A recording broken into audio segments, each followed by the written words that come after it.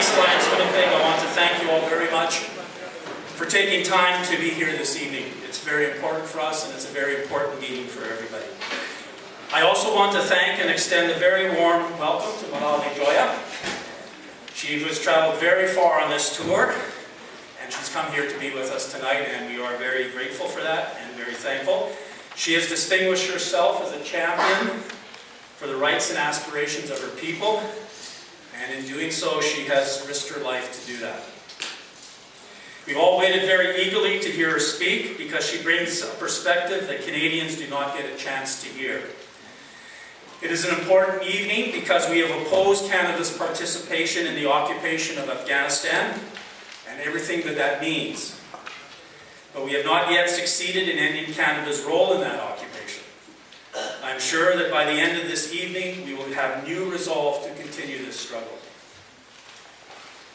This evening could not have been possible without the support of many organizations and the work of many individuals who popularized it. First, I would like to thank the Canadian Peace Alliance, the Voice of Women, and Rabble.ca for making this national tour possible. And locally, we could have not done this, and I mean this most sincerely, without the material support and hard work of the following: the Global College Student Advisory Council, the Uniter, Mouseland Press Speakers Series, the University of Winnipeg Institute for Women's and Gender Studies, the University of Manitoba Students' Union, the Public Service Alliance of Canada Prairie Region, the Winnipeg Labour Council, the Canadian Labour Congress Prairie Region, Project Peacemakers, CKUW, the on-campus radio station, the Global Justice Committee of the Canadian Union of Public Employees, the Winnipeg Haiti Solidarity Group, and Grassroots Women. To all of these organizations, we say a sincere thank you for making this possible. And I should say that because of the work of these organizations, this meeting, we've been able to successfully raise all the funds necessary to have this meeting, and anything that remains from that will be contributed to the Malalai Joya Defense Committee. And during the question and answer period of the program, a collection will be taken up for that express purpose, and a little later you'll hear details of what those contributions will go to within Afghanistan. When you sat down, you saw a little postcard, which is, if you fill that out and leave it at the back table, we will mail them in. Those cards are directed to Stephen Harper and members of Parliament, and they are asking for Canadian troops to be withdrawn from Afghanistan. So if you take the time at the end of the meeting or now to fill those out and leave them, we will forward them. You also found a little information sheet about the Peace Alliance Winnipeg, and if you can take time, if you're interested to fill that out, we will enter your names into our database and you can receive information about events that we do. And now it's my privilege to pass over the work of MC and hosting this meeting to CBC journalist Alex Friedman. Alex?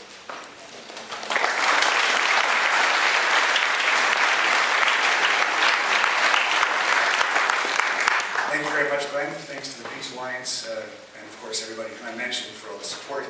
And most important, thank you. Welcome. I'm just going to give you a quick rundown of how this is going to work tonight. In a moment, we will hear, of course, from Molly. Afterwards, after she's done speaking, we will open the floor to a question and answer period. We want to invite everyone to be part of this discussion this evening. The way it's going to work is, and I hope we can all have a good deal of respect for this process. If you have a comment or a question, please keep it to under a minute. That way we can hear from the person we've all come here to hear. After that, we will have a book signing. Molly will be over here with her books, and you can buy them over there at the back table. And as Glenn mentioned, there will be a bucket passed for you to support all the various causes that Molly stands for. With that, I think I'm going to get out of the way because I want to pass the microphone over to Derek O'Keefe, who is the co-writer of the book, and along the way for this tour. So, Derek.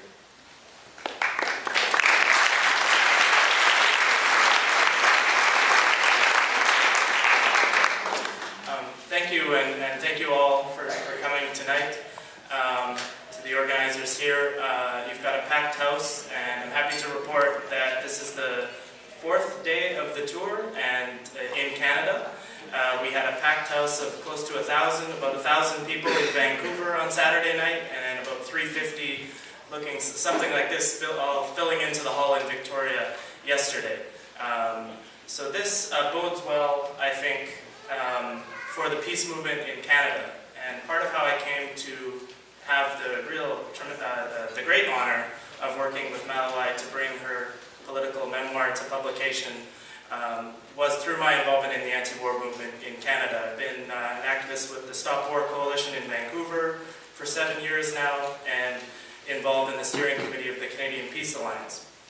I'm now co-chair of the Canadian Peace Alliance, and we hope that if you like anything that you hear tonight from Malalai, if you are inspired and like what you read in her book, that you will redouble your efforts if you're already active in the peace movement in Canada. Or we hope that you'll be inspired to join and become a volunteer and an activist with the various peace groups and all of the worthy groups that sponsored tonight's forum here in Winnipeg. So it's hard to summarize the life of Malalai Joya in an introduction, to give you even a sketch of her really extraordinary life story. To get the full picture, you're all going to be able to buy the book afterwards, and we hope that you do so. But just briefly, as an infant, born in the western province, Farah, the remote province of Afghanistan, Malalai didn't know whether her father, Malalai's family didn't know whether her father was dead or alive.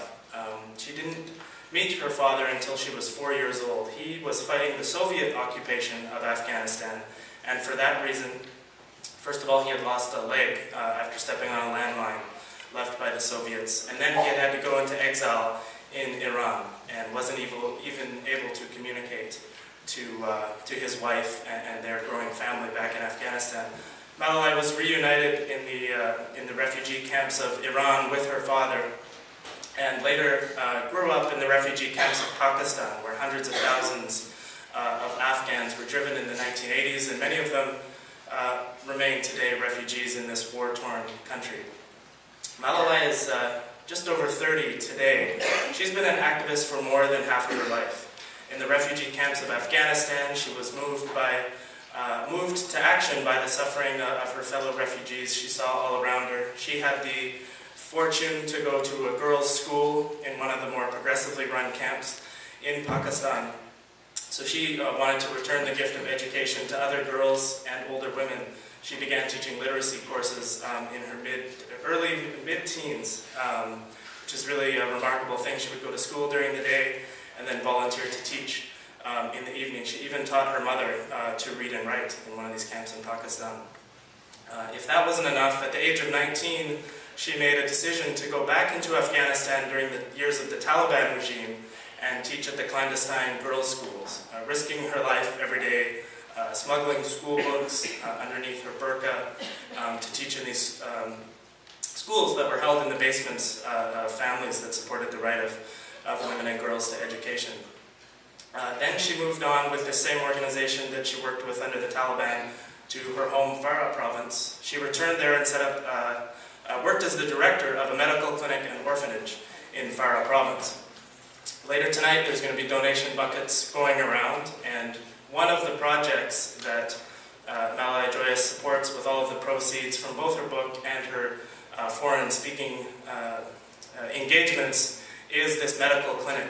She was the director of this free medical clinic in Farah province when she was in her early 20s. And she tells in the book about how patients and doctors were often surprised when they got there to find out that the director was this diminutive young woman. But the reputation she earned there through her social activism in her home Farah province caused her fellow caused the people of Farah to put her forward as a delegate to the Loya Jirga in 2003.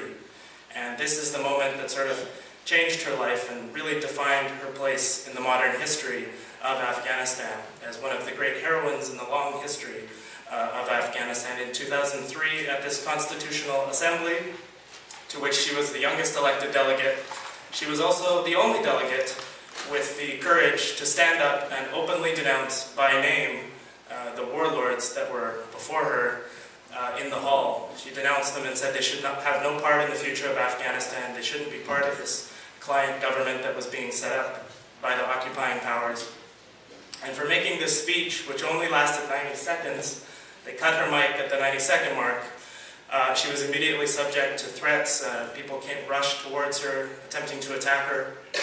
Other people rushed towards her to defend her, got her out of the hall safely. And from that day, she's been a polarizing figure in Afghanistan. Those who support the occupation, those who support the continued rule of fundamentalism have wanted to kill her. They've tried 5 times, 5 assassination attempts she's survived, and many other plots against her. But she also has many, many millions of supporters in Afghanistan and people like yourselves all over the world that work to keep her safe and, more importantly, work to get her message out. And all of us, her supporters, we worry about her so much because of the violent attacks against her and the threats that come in weekly and the new plots that are being uncovered and thwarted often by her network of supporters. So it's always great to see Malalai again, but it's always very hard to send her off, to say goodbye, to say we'll see you later. We all worry about her. And many supporters abroad and people like yourselves, after they hear her message and what she goes through in Afghanistan, they say, why don't you live here? Why don't you move to North America, save your life? You've done a great thing. Live a comfortable life. You're still young. And she does not want to hear this. She knows, she believes very strongly her place is in Afghanistan, and she's willing to sacrifice her life. She's willing to put herself on the line for her message. She's fond of a quote by Zapata, a Mexican revolutionary. This is how she answers people who say, come and live in North America, get out of danger. It's better to die on your feet than to live on your knees. And I've never met someone who really lives that quote to the extent that Malalai does, so it's my great honor to introduce Malalai Joya to you tonight.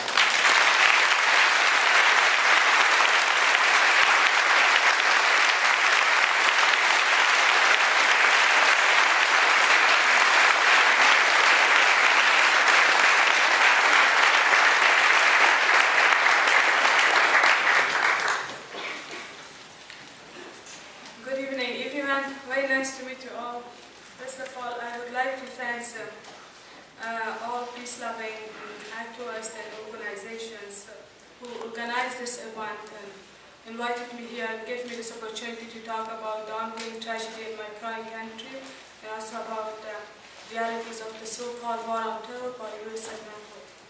Before to talk about the disaster situation of my country, let me say a few words about the book that recently, with support and help of Mr. O'Keefe, I wrote that, and I want to say that not only support of Derek, who encouraged me to write this book, not only regarding this book that as for years I know him, and like many other supporters that they did not leave us alone, that support us, and your show of solidarity as well gives us more hopes, courage, determination that for a second we do not sit silent and continue to our struggle against injustice, against these warlords and Taliban, and meantime against occupation and for democracy and peace.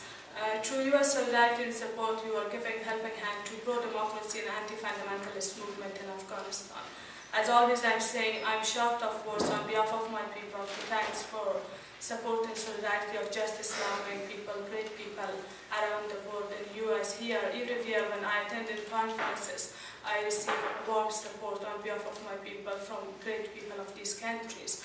As always, I believe that people, nation are always, they are separate from the wrong policymakers. Those who are in power, they do dirty business with politics.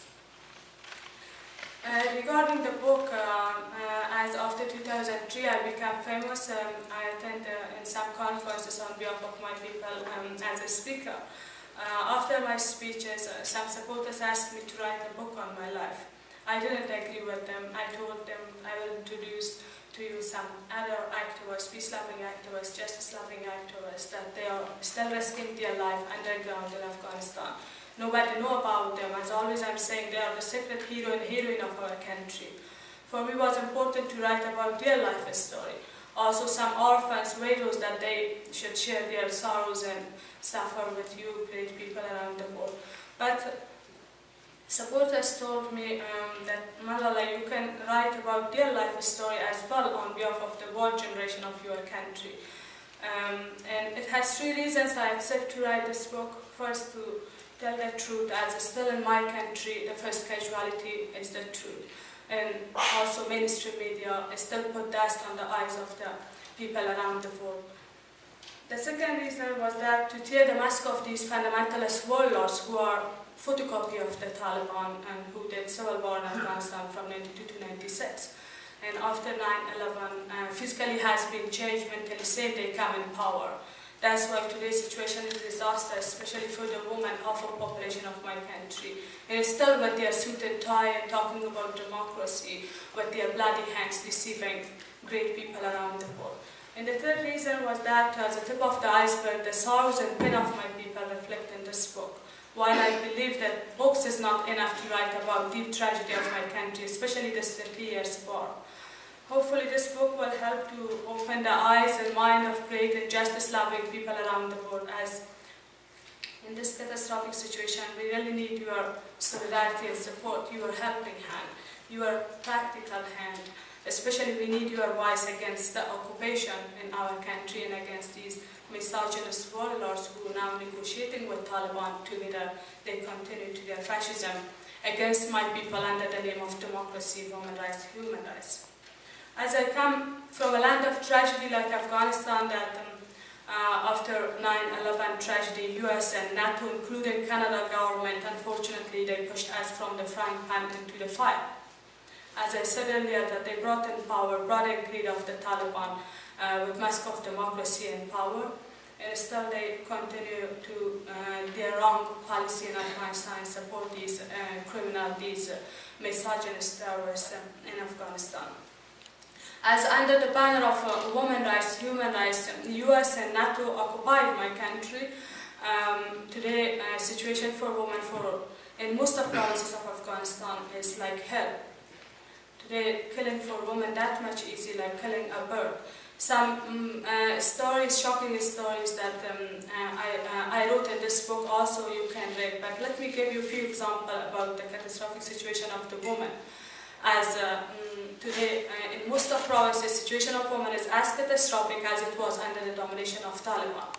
The only difference between Taliban period and now is that all of these crimes are happening under the name of democracy, women's rights, human rights. They betray these values. For example, 14 years old Bashia was a young girl in Sarpal province. She has been raped by 3 men, one of them son of the member of the parliament, Haji Painda. He is a cruel commander of Abdul Rashid Dostum. And he changed the age of his son less than 18 by document that do not be punished, and now he is free.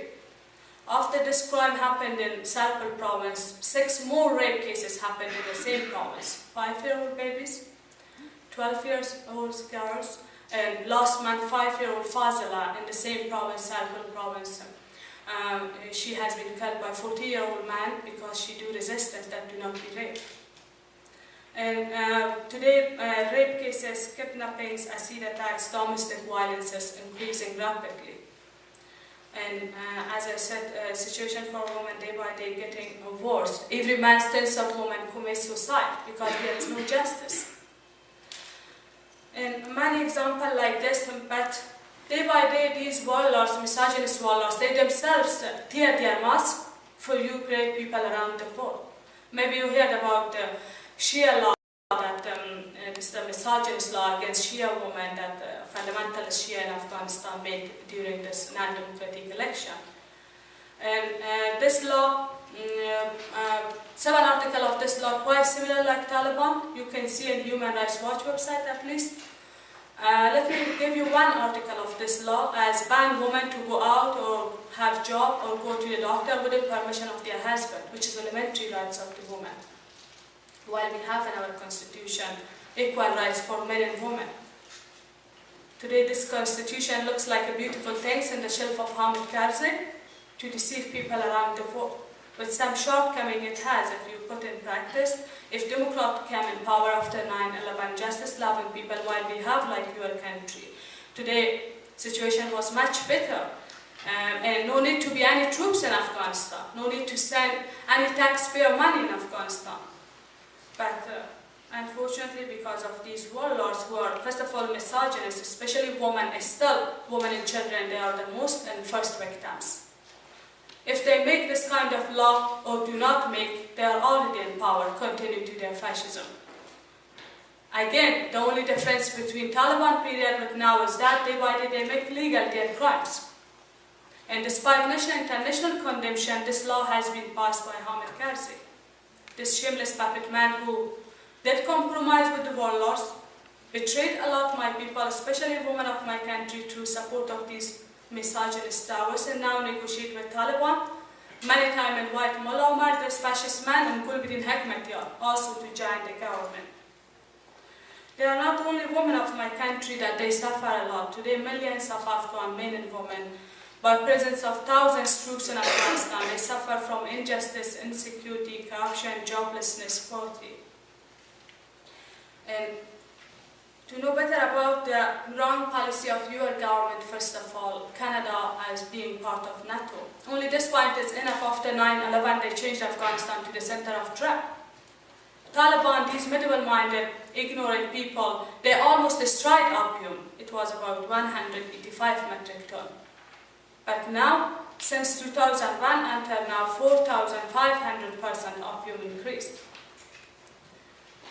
I think opium is not only risky for Afghan people, even it's risky through the board. If Canada government do not stop support this mafia system, opium will find its way in this city as well, will destroy the life of youths here as well. And through dirty business of opium, every year $500 million alone goes into the pocket of Taliban.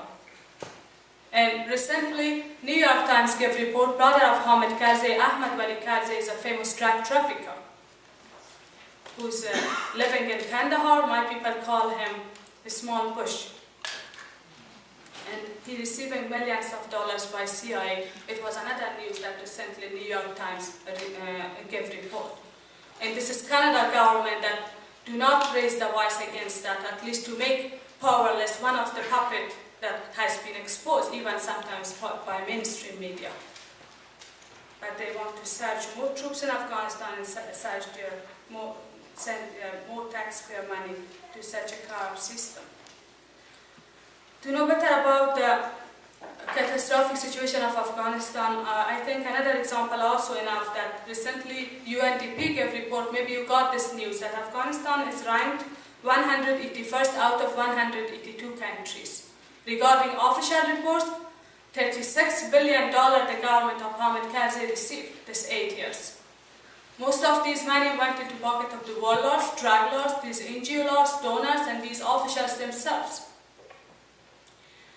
Maybe also you got this news that FAO gave report recently, 18 million people of Afghanistan, they live on less $2 a day. Media in Afghanistan gave report, two mother of my country in Herat and Ghor, they're ready to sell their babies for only $10 because cannot feed them. And many examples like this, mainstream media never want to give these examples to you.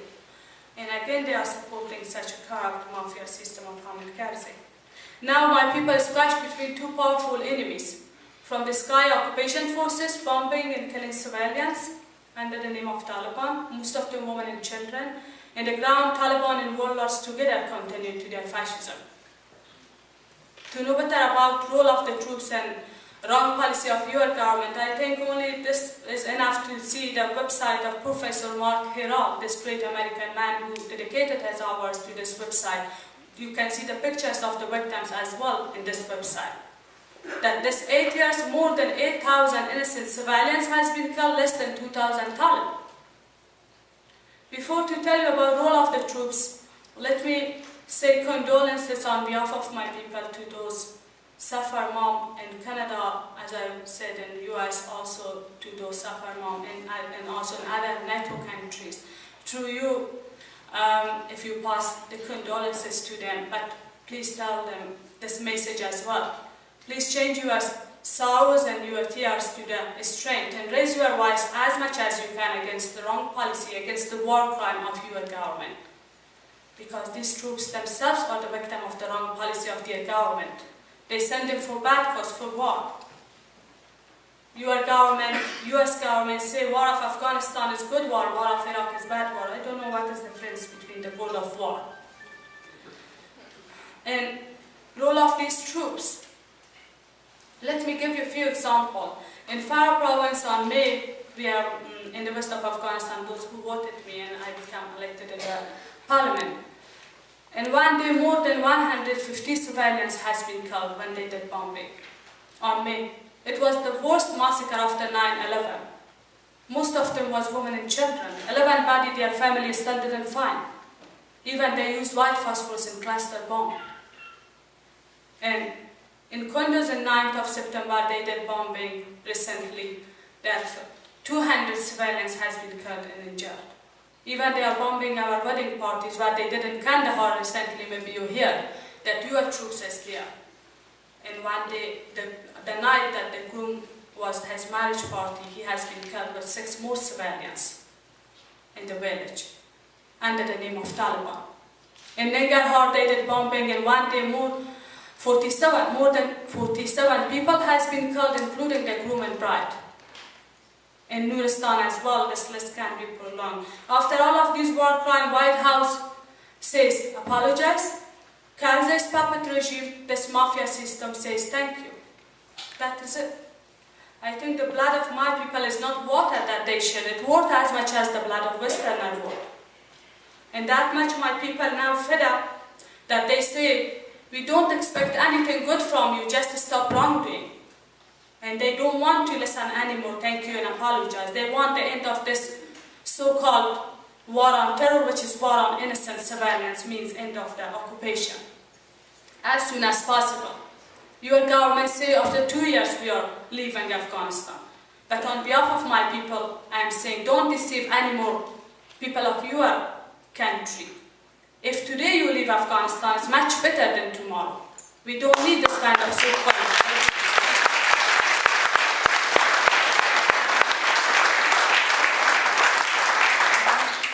But when Obama took office, unfortunately his first news for my people was more conflict, more war. Maybe Mr. Obama do something for his country or do not do, but regarding my country, his foreign policy is quite similar like criminal push. And this 8 years is enough to know better that democracy never comes by war, by cluster bomb, by barrel of gun. What they did in my country, at least in Iraq. These 2 countries prove this claim that democracy especially never comes by sworn enemies of democracy, women's rights, human rights. That is still your government being part of NATO, US and also other NATO countries, they support these warlords. And at least my people say Mr. Obama really honest for Afghan people. First of all, he must try to bring this criminal Bush to the International Criminal Court for the war crime he committed.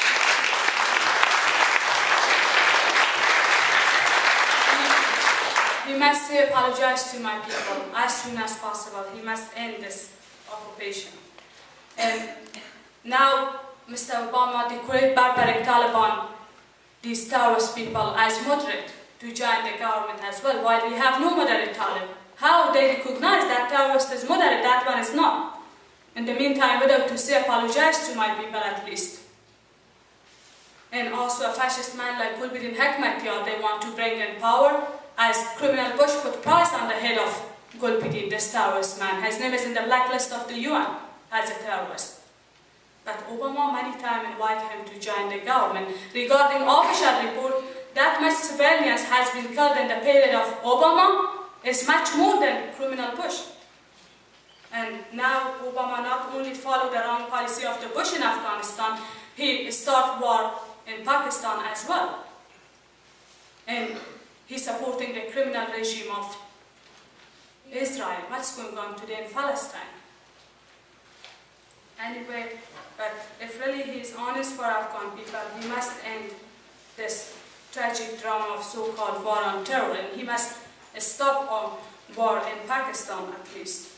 And this kind of disaster situation, they're talking about so-called free election in Afghanistan. This tragic drama, I think you also agree with as election under the shadow of gun, warlordism, drug lordism, awful corruption, and occupation forces has no legitimacy at all. As a famous saying, it's not important who's voting, it's important who's counting. That's our problem. All the boxes in the hands of mafia, as they wish they count. Even people of my country, ordinary people, taxi drivers, from everyone you ask, they use this proverb, it was on their lips during the election, that the winner will be like the same donkey, but with new saddle. You saw that the same donkey and same saddle again come in power. Hopefully do not be insult to this useful animal.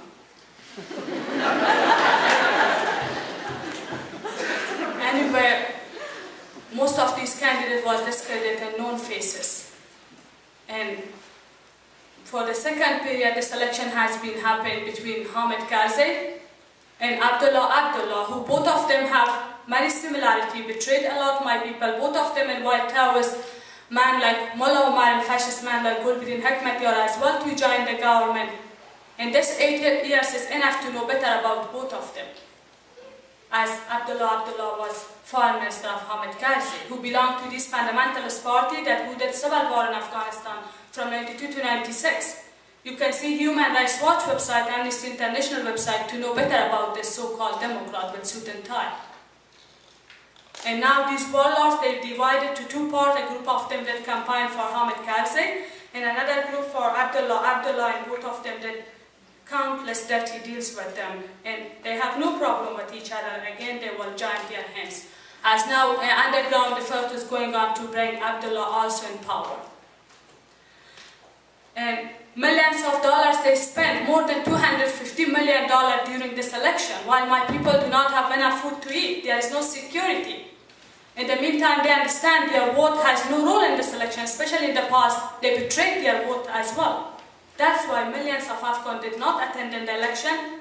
And many Democrat, justice-loving, well-educated people we had, men and women, they did not run for the election because they didn't want to deceive themselves and also you, great people around the world. They didn't want, by attending this tragic drama of so-called free election, to give legitimacy to this non-democratic election. No question, election is a main sign of democracy, but they betray democracy. I think even the cats of my country laugh on Harper, this Mr. Harper, who says this election was a successful election. And even international observers talking about widespread fraud during the election.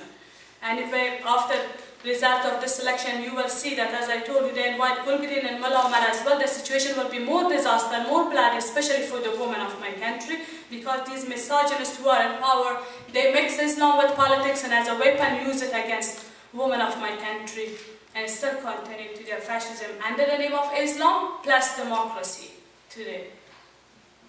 And about injustice in Afghanistan, I think today 3 forces infected with the viruses of fundamentalism and this judicial, executive and legislative bodies. But to know better about injustice, I think alone my case is enough that they expelled me from parliament just because of telling the truth. They did censor one of my interview 2 years ago and expelled me from parliament because I was telling the truth. I never did compromise with them. I exposed their mosque in their own house, and I was a woman. These were the main reasons that they expelled me from parliament. Despite national and international condemnation, they do not allow to go back to the parliament. As I divided parliamentarian to 2 parts, more than 80% seats of parliament belongs to warlords, drug lords, these criminals. Even one member of parliament is Stalin. And another group, few Democrat real representatives, men and women, you can count them. They are in the parliament, but unfortunately in the minority. I divided to 2 parts, and I said some example of the crimes of these warlords, and then I said, because of their crime, this parliament is worse than animal stable. It's like zoo. And then these fundamentalists, because mainly all media in the hands of them, they, as I told you, as a political conspiracy, used my interview against me. And then telling me if I said apologize, I can go back to the parliament. On behalf of my people, I said apologize to the useful animal that I insulted with these criminals. And 4 times they beat journalists inside of the parliament while we have freedom for press. And many times they stand up against law, and that's why we believe we have jungle law. In the beginning of Parliament, they made amnesty law. Criminals forgive themselves, which is so ridiculous. Me and few others, we raised our voice against that, but who listened our voice? And it was one of the main reasons that they expelled me from Parliament. So it was just as a tip of the iceberg. I told you some example about catastrophic situation of my country. Now, despite all of these facts I told you, my people, they sandwich between two powerful enemies. External enemies and internal enemies. With the withdrawal of one enemy, it's much easier to fight one enemy instead of two. But no question, when we want the withdrawal of the troops, we need your helping hand. As a great democrat people of these countries, we need the helping hand of democrat politicians. As always I'm saying, the silence of good people is worse than the action of bad people. You are the one who must put pressure on your government and raise your voice against the occupation, because history shows that the nations who liberate themselves can be free, but the nations who pose themselves as liberators to others will lead them into slavery. What you saw in Afghanistan and Iraq is these two countries prove this claim. And as always I'm saying, hopefully I will not be tired that from every audience with loud voice tell to great people, justice-loving people around the world, that no nation can donate liberation to another nation. This is the responsibility of our own people to bring democracy, women's rights, human rights. But no question, we need your helping hand, not occupation. Our history shows we never accept occupation. If they voluntarily do not go out from Afghanistan, I'm sure with the passage of time, they will face more with the resistance of my people. And they will give good lesson.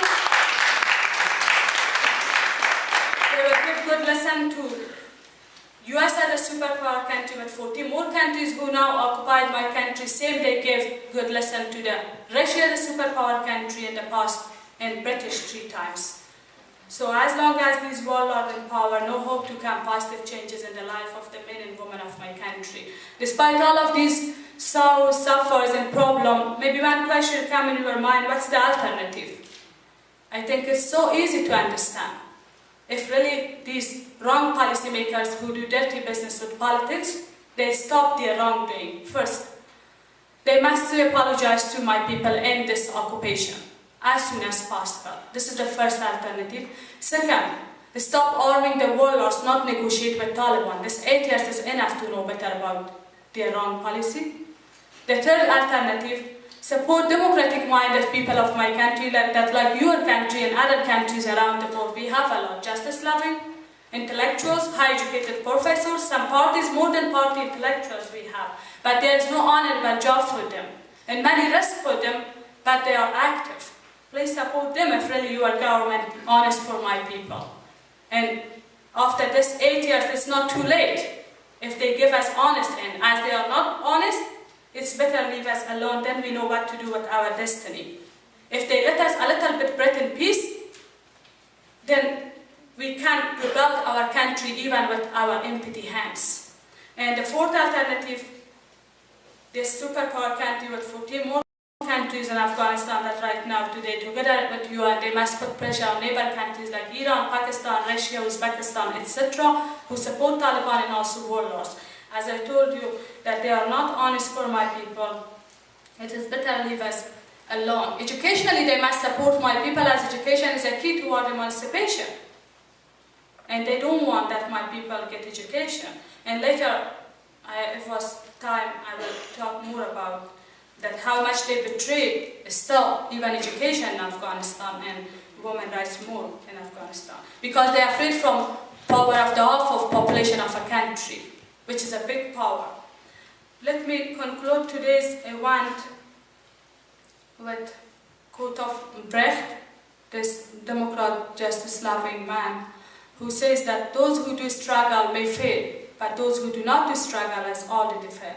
Thank you very much for your support.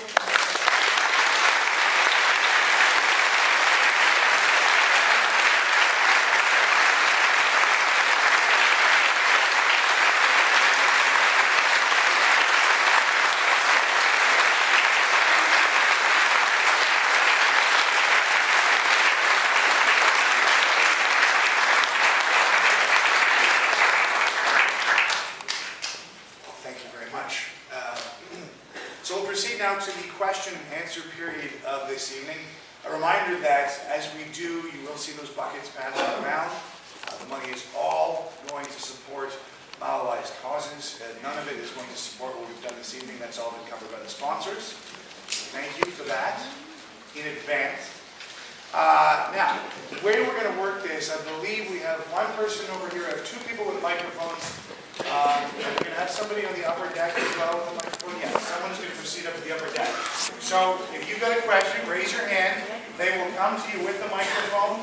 And again, if I could ask you to keep your comments and or questions to under a minute.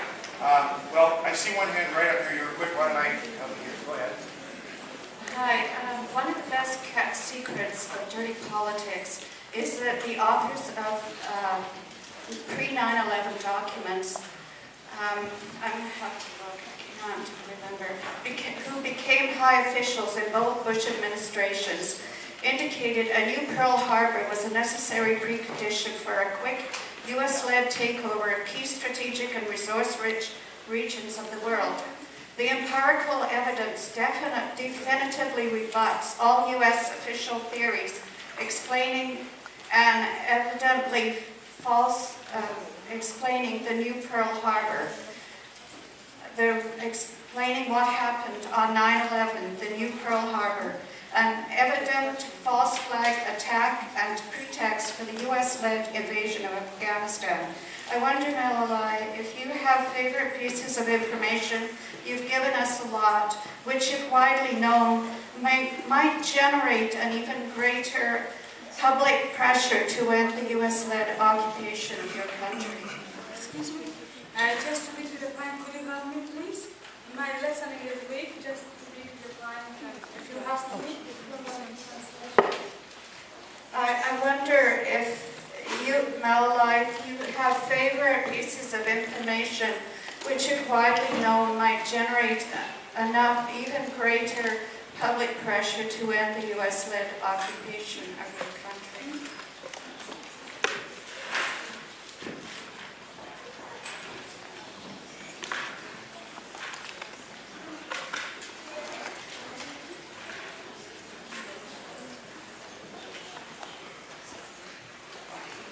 I think no one want the occupation. I think that I said clearly my voice against the occupation on behalf of my people. And I think that this is not a favorite question. What do you want me to tell you? Down to occupation. That's what I can tell us.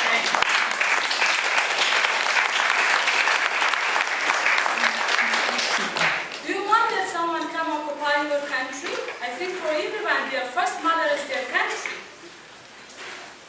Yeah, I guess I didn't express that. We have another question. Oh, we have somebody sitting here. Can I ask a question? If tomorrow all the foreign troops left Afghanistan, who do you think would be in power? You know, as I said, not tomorrow, today if they live better. As I said about this, all of these violences and war crime that's happening under the name of democracy. Today itself is the worst civil war. Because mainstream media still, they do brainwash that we bring democracy here in Afghanistan. I think this 8 years is enough to know better about the wrong policy of your government, first of all. Let me, on behalf of my people, I ask you that what was the positive things in Afghanistan? Like your country, for my people, more than food and water, security important. By presence of thousands of troops, including Canada government, we don't have security, even in Kabul. UN office has been attacked recently. Serena Hotel, in the safest hotel, in the safest place of Kabul luxury hotel, that always the politicians, so-called politicians from the West and also in Afghanistan, they enjoy their life there, has been attacked. In far provinces, government has no control, as my people made ridiculous. Karzai is not able to be like mayor of Kabul. And what is the role of these troops? Let me ask you on behalf of my people. That, as I told you, this 8 years, more than 8,000 civilians has been killed, less than 2,000 Taliban. Even they use white phosphorus cluster bomb on my poor people, suffer people. We don't need this kind of helping hand, and they say civil war will happen. Never they talk about today's civil war. As long as these troops be in Afghanistan, the worst civil war will be. As I told you, we are between two enemies, powerful enemies. Enemies means, do not be misunderstanding these occupation forces. They themselves are the victim that their government sent them for bad cause, for war. Their government is enemies of my people, wrong policymakers. And another enemy, these warlord Taliban, who are a bunch of puppet and killer that they has been created by their foreign master and their domination also destroyed. But still they have your support. So with the withdrawal of one enemy, it's much easier to fight one enemy instead of two.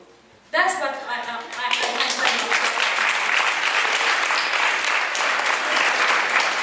But we need your support of people. As always I say, power of people is like power of God, not this kind of so-called support of your government, which they occupied my country and betrayed values of democracy, women rights, human rights. Could you please tell us, why do you think Canada is in Afghanistan? You know, you should ask this one first of all from your government. As they become told, in the hand of the policy of the US government, first let me tell you that. Otherwise, as a dependent country, they could act independently rather than follow the wrong policy of the US government, which is war crime, not only mockery of democracy, mockery of war on terror. They occupied Afghanistan because of geopolitical location of Afghanistan, in the heart of Asia. When they have their grip in Afghanistan, very easily they can control China, Iran, Russia, Uzbekistan, Pakistan, etc. Then they will have easily access to the gas and oil of the Central Asian republics. And also in the world of the dirty business with oil and also oil trade, they are receiving millions of dollars by dirty business of opium. And this report is enough to see Taliban, these medieval-minded people, almost destroyed opium. This is the report of 2001. But this is 2007, while now it is more than that. They increased opium. This is the question that I wish, first of all, you should ask from Harper and many other Harper that who support war in Afghanistan, these graduates. They say they are not honest. Many proof that here, this is same person, Mullah Rahmatullah Hashimi, spokesperson of Taliban, when they destroyed our Buddha's statue, he defends. But right now, this dirty-minded elements, look how much looks Democrat and enjoy in the Yale University, one of the best universities of the US. When I had a speech there, it was shocking news for the teachers and the students there. Why, if really US government honest, at least these dirty-minded elements who are enjoying their lives in the West, do not bring them from the universities, from this kind of good places, put them like Nuriga in the jail. But they are not honest for Afghan people. Even they are not ready to say, apologize to my people, which is clear they occupied my country. British hiring official recently, few months before, because of launching of the book when I was in England, they say through media, we need to be in Afghanistan to fight against occupation against war on terror for 40 years, which is clear example of occupation. That's why we say that they serve Canada government, NATO, they serve the wrong policy of the US government, they serve this wrong policy that they occupied our country because of their own strategic, regional and economic interest. They don't care to the wishes of my people, how much they fed up and they hate the war and they are against occupation and warlords. And if you want to see these documents, I'm sure they'll be out at the book signing. Yeah, and here also these pictures I passed to you and help you to know better about the occupation. Okay, we can pass them around, but we can also have them on the book signing. We have another question over here, Ken. Yeah. If the peace movement, both here in Canada and North America, drives out the foreign invaders in Afghanistan, as we did in 1975 in the war in Vietnam, which was the peace movement internationally, not just here, but in Europe and everywhere else, drove the foreigners out of Vietnam. You will be able to do what you're suggesting. You'll be able to defend your own independence. You will be able to govern yourself and determine your own future.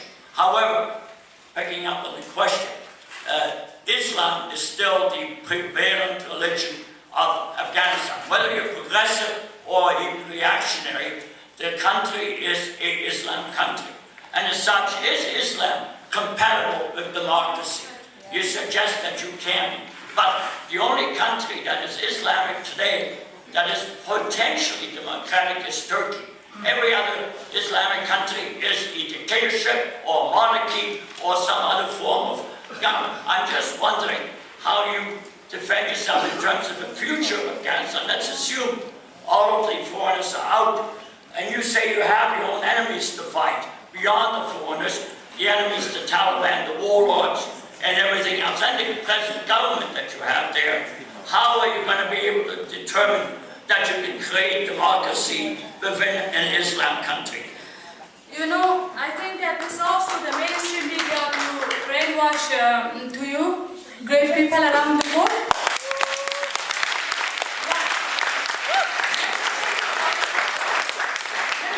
About Islam something, just few sentences, and also about democracy.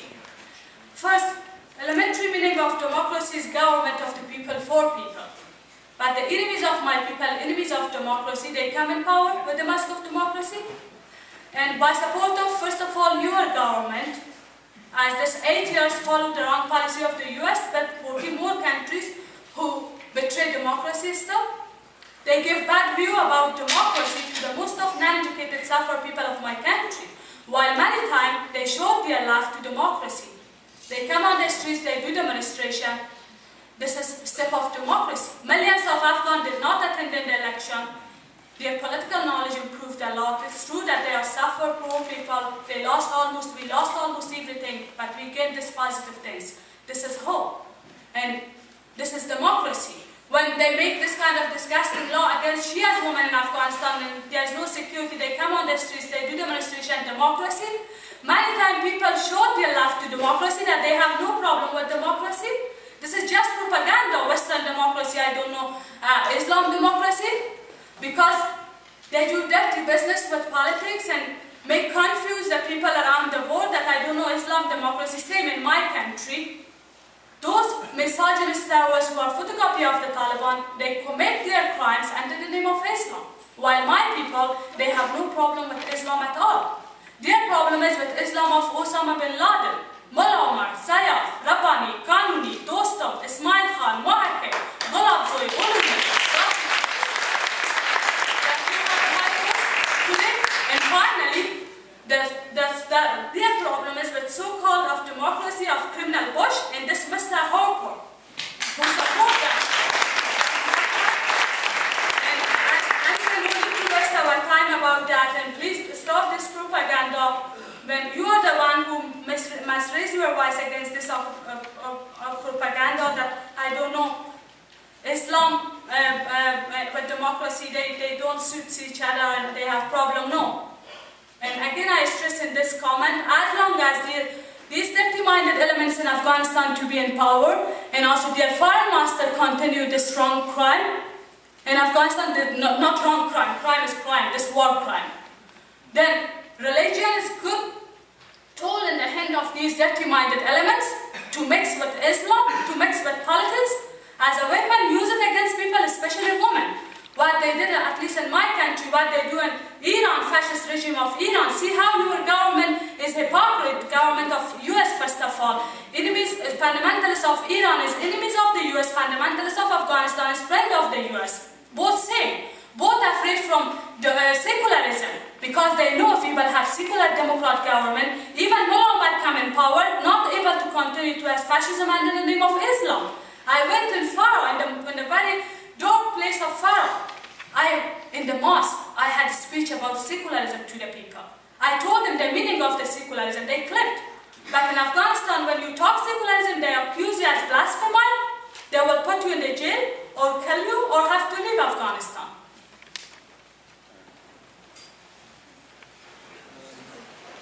Malalai Joya, thank you very much for your time. I just want to express that how thankful I am for all you are doing for my country, for Afghans, and for the women of Afghanistan, for the orphans of Afghanistan, and for the children of that country. I just have a question. I understand all these troubles which the Islamic fundamentals are massacring Afghan innocent people in the name of religion. And I was in the massacre of Mazar in 1998 when they killed 8,000 of men, women, children, kids, old, sick. And they are doing the same thing in part of Afghanistan still. My question is that if the United States and Canadian Army and the NATO forces or ISAF leave Afghanistan, do Afghanistan have an organized military army to face Taliban, or do we have an organized political party in Afghanistan with a group of politicians? We understand we have a lot of good politicians in Afghanistan, but unfortunately some of them have left, some of them have been murdered or in jail. Do we have that kind of organization to build a democratic Afghanistan to help Afghan people? Won't Taliban just flood Afghanistan again like 1996 and kill all the vulnerable people of Afghanistan? Yeah, first thanks for your support. Regarding, briefly I'm trying to answer because of lack of time, then I have email address as well we can contact and exchange more emails to help each other more, especially as Afghan, especially war generation. As always I'm saying, our responsibility is a lot, especially as intellectuals. Our disunity gave more opportunity to these criminal and also occupation for those countries who occupied my country to continue to their fascism. About Afghan National Army and Police Army. Today my people call them police and also Afghan National Army, dollar army. Because in the past it was volunteer. But now, because of poverty, most of them are coming to receive salary first. Secondly, that they really want to serve their country, but they have problem with the top, who is the head of the Afghan National Army. This 8 years was Abdul Rashid Dostum. You know the school man that at least Obama recently in mainstream media wrote up against him and exposed him as one of the criminal of my country, that you can see Human Rights Watch website that accuse him as war criminal. Even during this tragic drama of the election, he's coming from Turkey, now enjoying the life in the Turkey, coming and voting to Karzai. And not Harper, not Obama, not others at least raise their voice against that. At least one criminal that you expose and you tell that he must be powerless and bring to the court. But you are silent and watching and coming in Kabul and enjoying with their other brother and creed. So some small fishes that do crime, they go to the jail, sharks are free. Then they pay money, they are getting free. Everything from the up is the problem. Not for my people, they have no problem with each other. If they are leaders, these criminal, a bunch of killers, as always I'm saying, they are just a bunch of names full of shame in the history of our country. If they be powerless, go to the International Criminal Court, then their commanders do not dare continue to their fascism. One question comes in the mind of my people: the blood of these terrorists is more red than the blood of the terrorists. The blood of terrorists of Afghanistan is more red than the blood of terrorists of the world, like Pinochet, Hitler, Khomeini, Mussolini, Suharto, Franco, and Bush. Anyway, but unfortunately they are in power and still, but they are trying to bring democracies, stability in Afghanistan, peace, security by these terrible makers, by these cancers. There are cancers in the body of my country. That their virus must be destroyed. But they are day by day getting powerful, and Canada government being part of NATO sending more taxpayer money to such a corrupt mafia system and waste the blood of their soldiers more by support of such a mafia system. And you said that if they leave Afghanistan, there is two kinds of resistance in Afghanistan, my brother. One, this is so-called resistance from Taliban, which is reactionary resistance. People hate them. And they created by US government, their domination destroyed. Later, if you want, I can talk more about that, how Taliban has been created and destroyed. And one is resistance of the people, power of the people. Day by day, they come on the streets, they do demonstration. Never mainstream media give this report to you. And day by day, this resistance getting more, which is hope. In Democrat organization, you said, I don't want to only say one or two. We have few, but more than parties, my brother, we have intellectuals, high-educated professors. Like every country, there is no honorable job for them. At least I was one of those Democrats that in the parliament, they couldn't tolerate me, they expelled me, which was quite a legal act. And some Democrat party, if you want, we have like, not only parties, some NGO, while most of NGOs corrupt. Like, OPA was an NGO that I was activist of that. Some maybe in my book you can read. Organization of Promoting Afghan Women Capability. Still they are losing their project because they don't want to compromise with the government. Now, HACA is another NGO that you can see with their activists, support them. RAWA is another political women organization. They are still underground activists. When I met Zoya in 2004 in US in a conference, you can see their website, how powerful website they have. Everyone in Afghanistan stand up against the warlord. Even this is women organization, men stand up, they accuse, they say they are member of RAWA. Well, same they are telling me, I told them I'm happy that at least you are not telling she's member of this fundamentalist party. Hambastegi Wise party is another party. When you come in Afghanistan or other Afghan coming, please tell them, go to their office, meet with them. Please support them, especially as an Afghan who you are in the West. But some of Afghan, my brother, they stand up in some conferences, not only insulting, they support the occupation, but I told them, and you should pass also this message to them. If everything is okay in Afghanistan, come and go with us to your country while you are enjoying your life in the West and you wish that Canada government or US government bring for you democracy? Never. What they did this 8 years is enough. We know that they are not honest for us.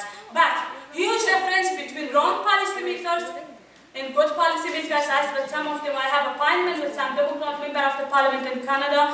I will tell them silence of good people is worse than the action of bad people.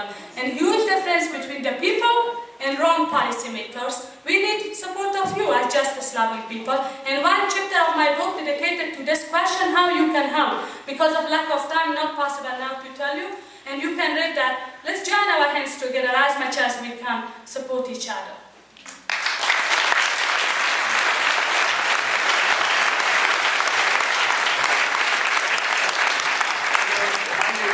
Please keep your questions to less than a minute because we do want to get everyone's question in. We have a microphone here, a microphone back there. We'll start here with this question.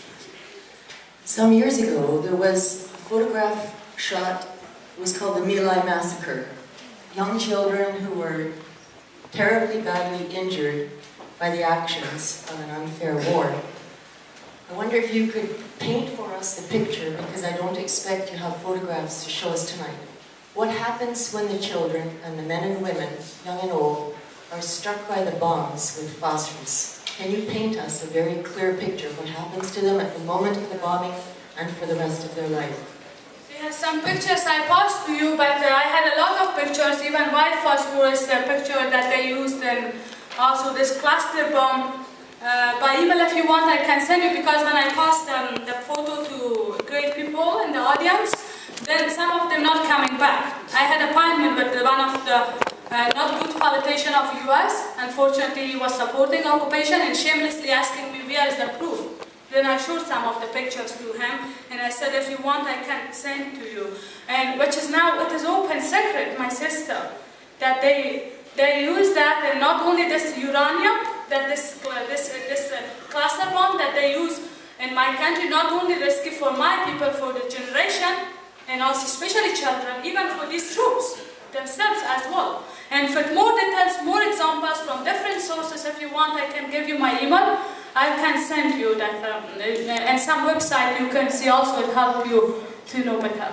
Yeah. My email is same like my webpage, mj@malalaijoya.com. MALALAIJOYA.com. I said very fast anyway, if you want later. Yes, sir, back in the back. Do you have a question, sir?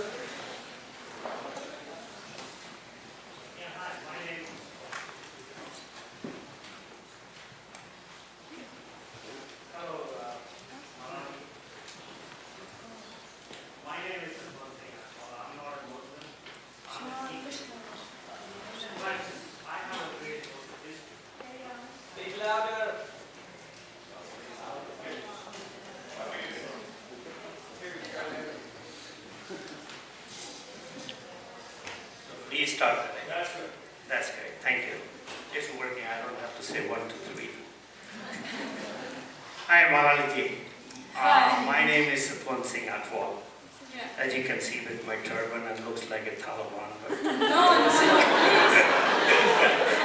first of all, let me clarify that. This is, excuse me, this is personal issue. Huge difference between you and these warlords. But it has one condition: if you do not support them. Let me first really explain it to you regarding the Muslims. They are beautiful people. Our people came out of them, from Hindus and Muslims. Today you're looking at me. My forefather was one of them. And let me explain it to you very frankly. The Muslims do believe on democracy system. If you look back in Pakistan area, the Punjab, you'll find them, they have a Panchayati Raj. They create the mukhyas in their own small villages. So today, it's the same way the Pakistan was created, just the way the people came in this country. And they made the new canals, and this is the same way in Faisalabad area our forefather went there. I know that my great-grandfather went there and started it. Unless the foreign countries invade it and do something, the people get bad. Today we still love each other, the Muslims and the Sikhs. Do you have a question, sir? Now, let me explain it to you. Get to your question. Kabul is not a place. When I was a kid and near to Calcutta, I was growing up. Kabul was a beautiful place. Yeah. I remember that was the only place in that area had a TV sets in 1960s. There was a reporter. I was a teenager that time when I saw that. Please get to the question, sir. The question is this. I was going to go back and explain it to you. That the Taliban's, there was a vacuum created between the Russia and the American occupied. And that is the time when the chaos went into that area. Now you tell me, how is going to be possible if the Americans, they are the one who created the snakes, they are the one who has to do the clean. Now if they got away from there, who's going to be the filling up that vacuum there? There we go. Yeah, your question, sorry, if you briefly tell me with the explanation I understood it. Yes.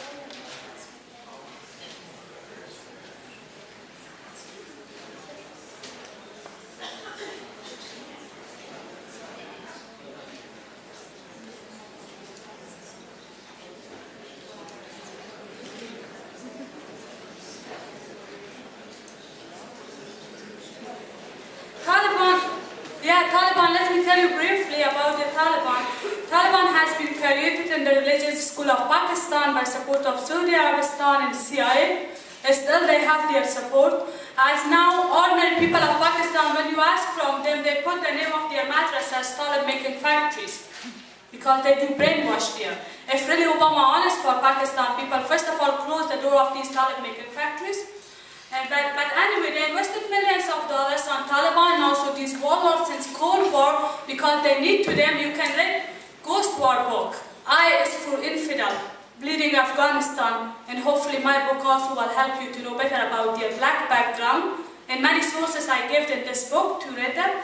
But Taliban now is still not only they receive support from the CIA, also in the meantime ISIL, fascist regime of Iran. And these neighbor countries especially also they have blood and blacky hands. Not only Taliban, these warlords as well. As foundation of this fundamentalist party, 8 fundamentalist party we have was in the pocket of CIA and ISIL. My Afghan is here, they know very well about that. Later if not time we do chat, they could do what you otherwise by email. Anyway, they need them, they don't want to lose them. Any Afghan don't want to be their puppet, no Afghan. That's why they don't want to make them powerless. They play the game of Tom and Jerry with these Taliban and terrorists. Otherwise, a superpower country with 40 more countries powerful or medieval-minded, ignorant people like Taliban. After 9/11, how it was easy for them, they destroyed domination of Taliban. But this 8 years is not possible. They need to them and support them. As I told you, they occupied our country because of occupation. Thank you. Back there. Rob, there's been reports in the media last week that the United States, through contractors, has been paying the Taliban for protection of supply routes to Kabul. Can you talk about that? How long has that been going on? And are things that bad in Kabul that control, that supplies cannot be maintained without paying the Taliban for protection? Taliban.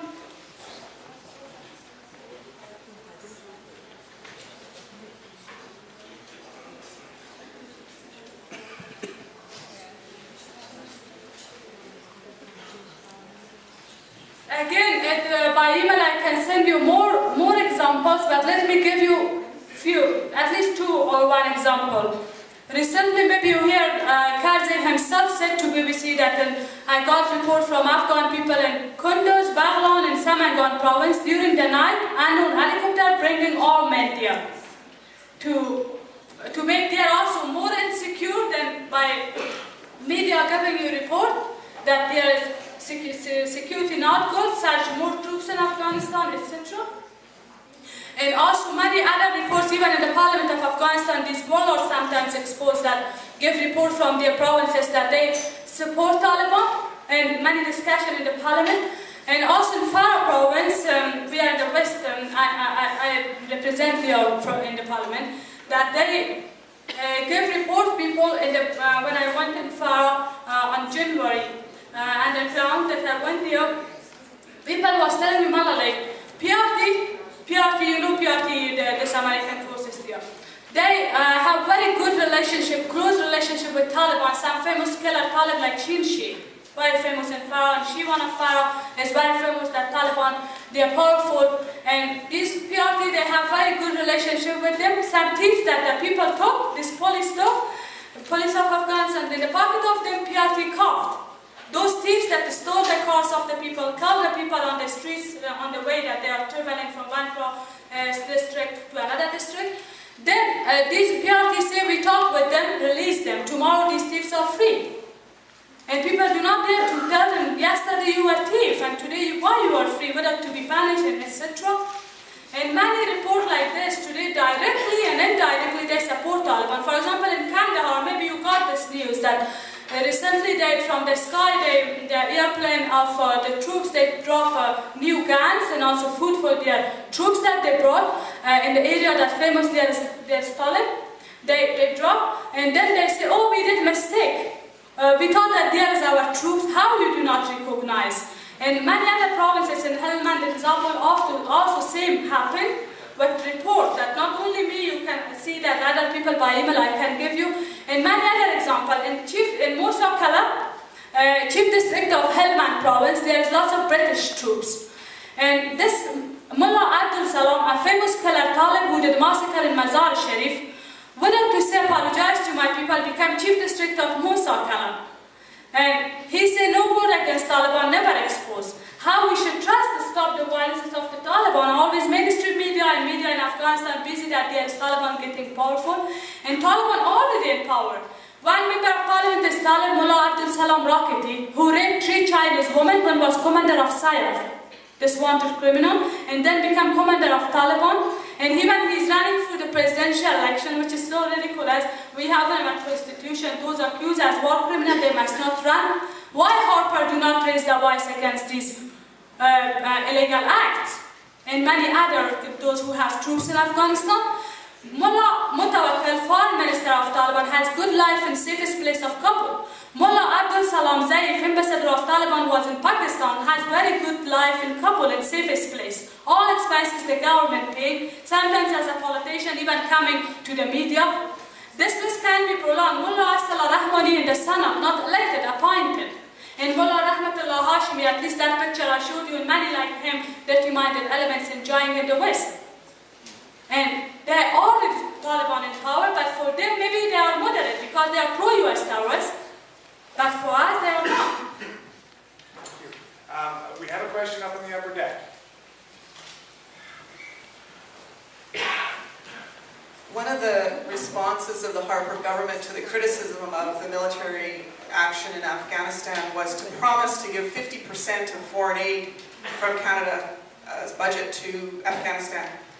I'm concerned about if that is happening and where that money is going and where it should or best be going to develop civil society and counter what's happening. I'm concerned that it's trying to put a positive face on and counter the military spending and the military action. But I'm wondering if you could comment on what's happening with aid in Afghanistan.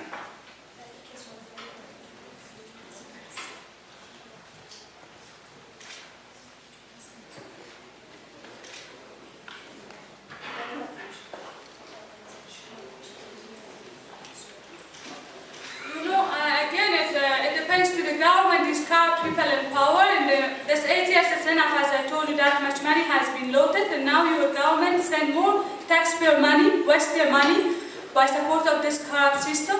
But there are some other organization, I told you, more than organization, activists we have, they want to play their role. I gave their address, website by email, I mentioned their name earlier. Please contact them and through their support. At least your money will go to the good hands for the good cause they will spend. And not only this government, this most of NGO today in Afghanistan, corrupt NGO, Afghan and foreign NGO, that they, my people put new name on them like warlords, NGO lords, because they are also looting the money from the international community. Some school they bought, after 1 year when you go, because cheap material they buy, just make photos and report to you, giving you. After 1 year you cannot believe this is the same school. And also, your governments do some humanitarian job, it's true. Few that they build some expensive guest houses, they build their luxury hotels. You can see their city center, very expensive shop that no one dare to go there. Most of my people do not have enough food to eat. And also, some private schools, which is another unity of my people, privatization make wider the gap between poor and rich people, while millions of Afghan poor. And many examples like this, some schools they bought to deceive you. In the meantime, these schools that they bought, there is no security. The girls go to school in Kandahar that you have troops. 15 girls when going to school, they throw seats on their faces. Tomorrow, how the other girls there to go to school and their family allowed them? And media in Afghanistan give report, hundreds of girls in the north of Afghanistan, they become poison. Their family took them from the hospital, on TV they showed.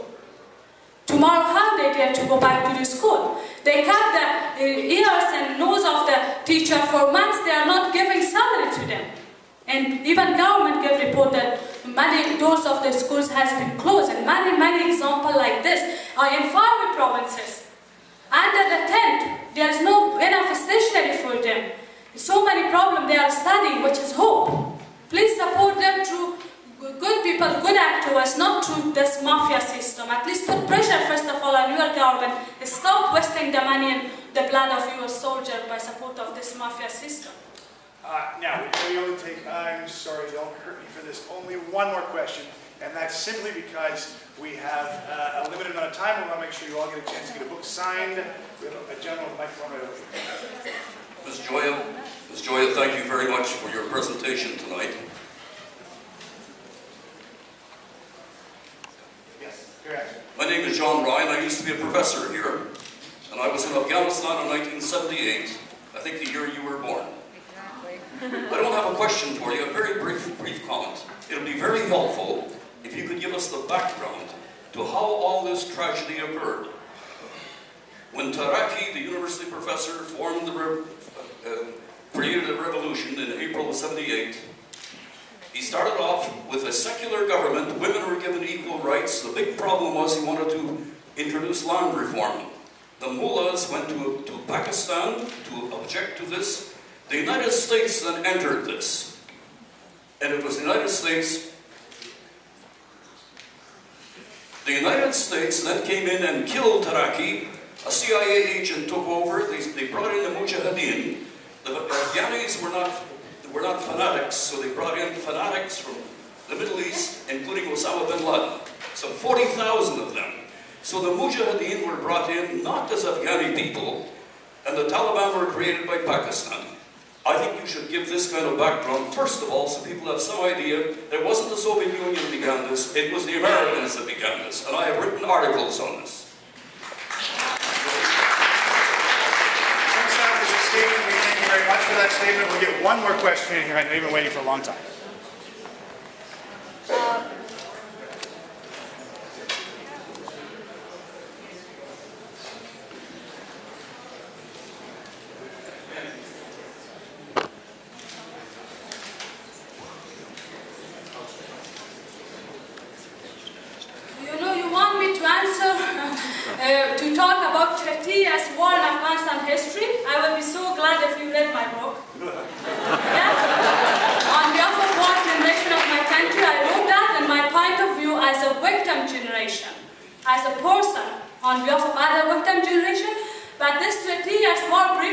told you, you are talking about puppet of Russia, Khalkin Parche. Let me tell you briefly one sentence that helps you a lot. This 30 years war, all of these crimes happening under the name of socialism, Islam, and democracy. That's the problem. That this 30 years war, they do very dirty business with politics.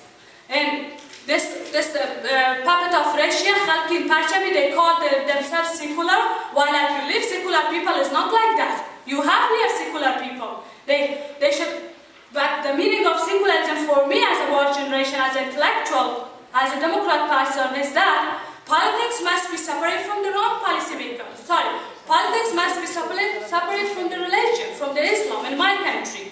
As I told you, my mom is a very religious woman. And my people pray, no need that someone like this Taliban beat them and start them to pray, etc. like this. And many similarity, puppet of Russia has, criminal mujahideen, and also Taliban. Let me give you one example regarding their massacre. Puppet of Russia, Khalkin Parchami, killed thousands Democrats in Polichakhi jail. My Afghans here, they know very well. Under the name of secularism. And jihadi, criminal jihadis, they did massacre. At least let me give you one example. In Afshar of Kabul, they did massacre. This criminal Masood with other these wanted criminal. Because of bad luck of my people, terrorists of yesterday's hero of today, terrorists of today will be hero of tomorrow. Who is Ahmad Shah Masood? My people call him butcher of Kabul, Afshar of Kabul. You should ask from them. Nobody today here in Afghanistan to talk about Masood, expose him. And Taliban, they did massacre in Mazar Sharif. This is one example in their cow line. See how similarity they have. This is one similarity I told you. Secondly, they are puppets, all of them. And to know more about them, you can read my book. Malalai Jan, I appreciate your passion and I applaud your courage that you have. Thank you. But we were probably born in the same year in Afghanistan in two different parts.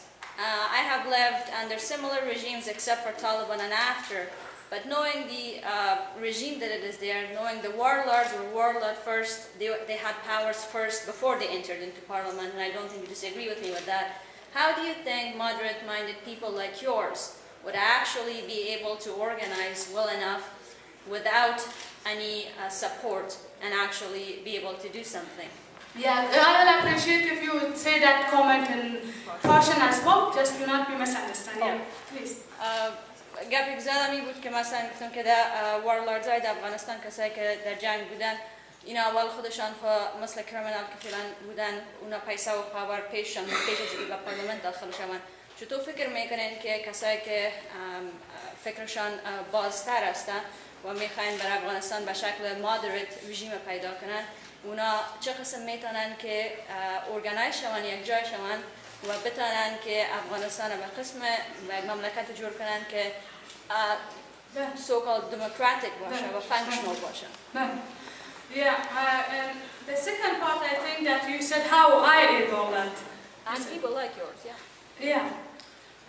You know, as I told you, my sister, we have money in Afghanistan. I'm only one person. The only difference between me and many other that who are struggling and risking their life, did a lot for peace. Still they are doing. Difference is that you know my name. I'm famous as a person.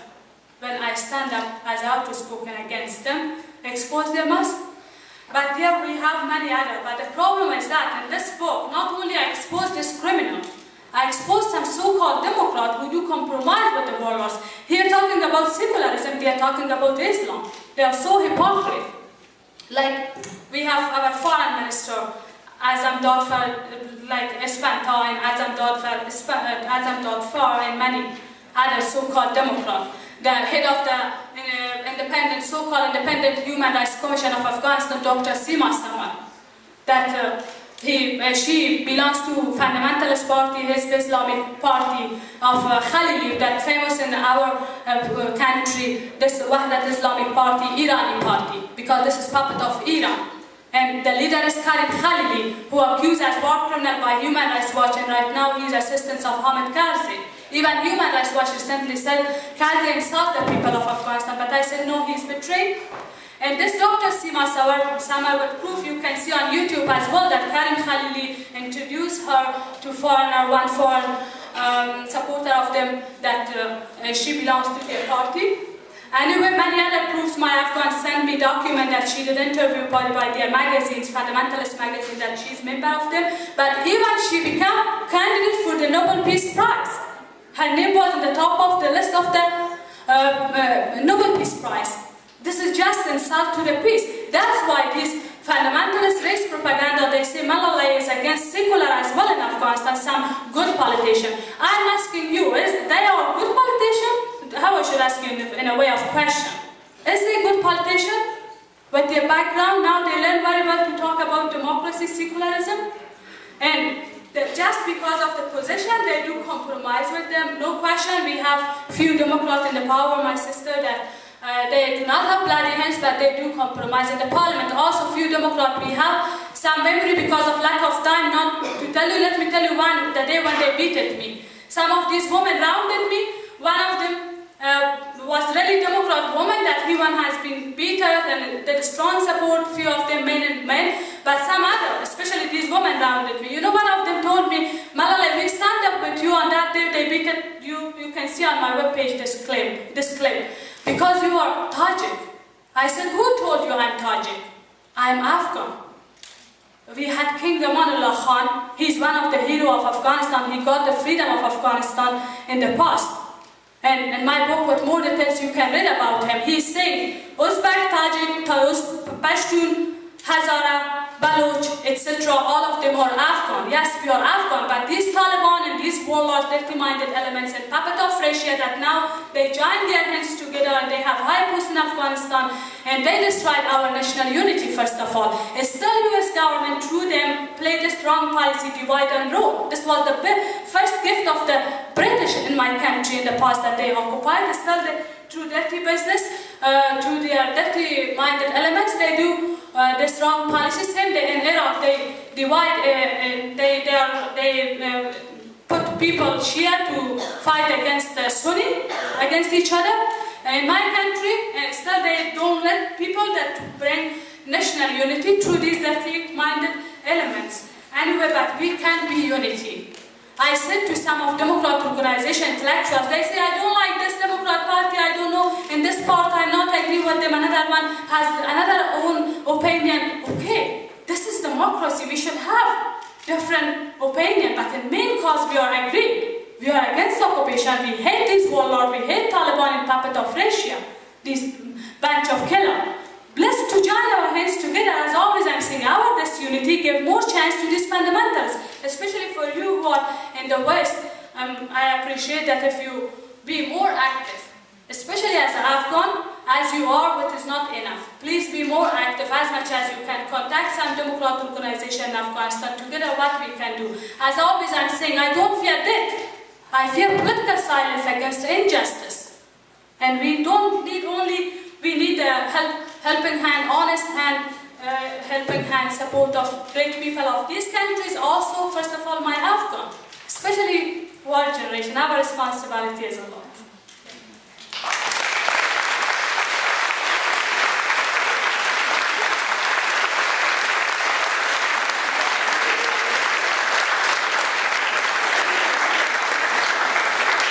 So that will be the end of the question period. I'm sorry, I know there's a dozen people who wanted to ask more questions. Mala has graciously provided her email address, so you can go ahead and email her. But Mala, you want to make a closing statement? Yeah, okay. Thank you again. Heartfelt thanks for your solidarity and support. As always, I'm saying they are able to kill many other justice-loving Democrats in my country. As I told you, we have hero and heroine in our country. They are secret. You don't know. When they get killed, only media give the name of some of them to you. But please support them on behalf of my people and put more pressure on your government to end this occupation and support these democratic-minded. As always, I'm saying you are able to eliminate these Democrat, freedom-loving fighters in Afghanistan, men and women. But you never can hide the truth. And as always, I'm saying truth is like sun. It is shining. Even superpower not able to hide the truth. And let me conclude today's event with a quote of Martin Luther King, who inspires, I think, many millions around the world. He says that unarmed truth and unconditional love will have the final word in realities. This is why right, temporarily defeated, is stronger than ever triumphant. Once again, join your hands with us. Thank you very much.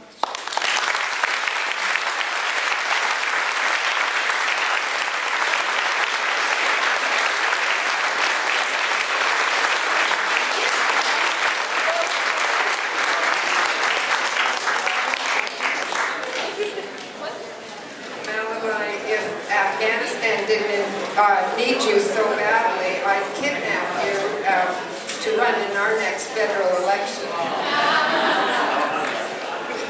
My name is Margaret Warner, and it's my great pleasure to give you a little gift of appreciation for coming to visit us here in Winnipeg.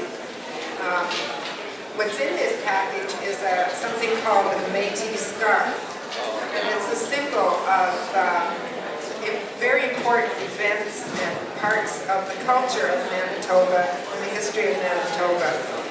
And I'd like to give it to you with much affection, with our best wishes,